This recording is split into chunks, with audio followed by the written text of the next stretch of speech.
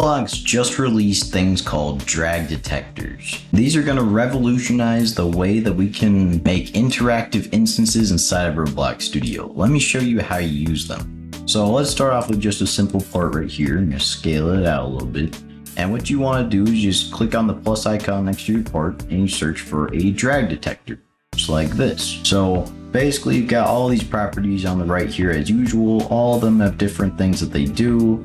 However, the main one that you're going to be using is run locally, max activation distance, drag style, and response style. The max activation distance, that's pretty simple. It's basically how far away the player can be while they can activate the drag detector inside of the part. So it looks like the drag style, you can choose between different kinds of translations and rotations. So all of these probably have different ways of dragging the part around. And the response style, I believe this is whether physics are in action while you drag the instance around. So that's pretty cool as well. However, run locally, this means that whether what you drag around replicates on the server or on the client. Ultimately, if it replicates on the server, it's going to replicate on the client. So that's enough of my yapping. Let's get into the game by clicking on the play button right here and test it out. So when you hover your mouse over a part with a drag detector inside of it, you'll notice that the mouse icon changes, which is a pretty cool touch, and you can click and drag it, and as you can see, you can move the part around inside your workspace.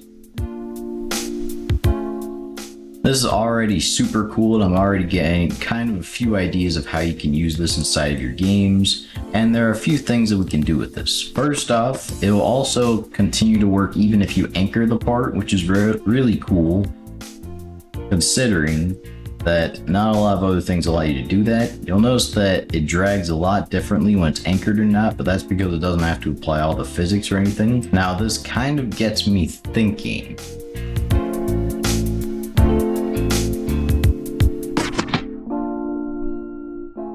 Yup, that's right, bowling balls. I want to see if we can drag the bowling ball around and hit these pins and knock them over. So I'm not really too sure if this is how the pins are set up normally, but it's going to be close enough. So all I'm going to do right here is just insert the drag detector from this part, and I'm just going to stick inside of the bowling ball here, and I'm going to click on play, see what happens. So I'm going to drag this bowling ball around, let's get some speed, and oh wow. That actually worked pretty well. So you got all sorts of different things you can do with these bowling balls and drag detectors, and I'm getting kind of a few ideas of how you can use this in some of your other games, such as Tycoons. I know Lumber Tycoon added a dragging system where you can kind of pick up wood and drag it around everywhere.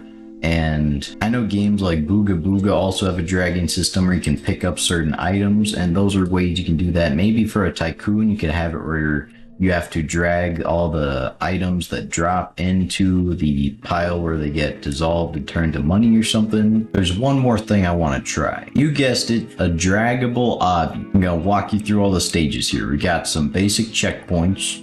We got all these parts right here that we can drag. You're supposed to drag them over to this base plate right here. I didn't add any checks whatsoever. It's really not even that much scripting. It's pretty much just drag detectors because I was making it for the sake of this video. But you got all these different things you gotta walk across and move all the checkers if you want to. Build your own stage using the drag detectors. I only have a few stages in here. I wasn't gonna spend too much time on it, but if you want to, you can feel free to play this game down in the description below. I'm gonna give it a try and see how it will turn out.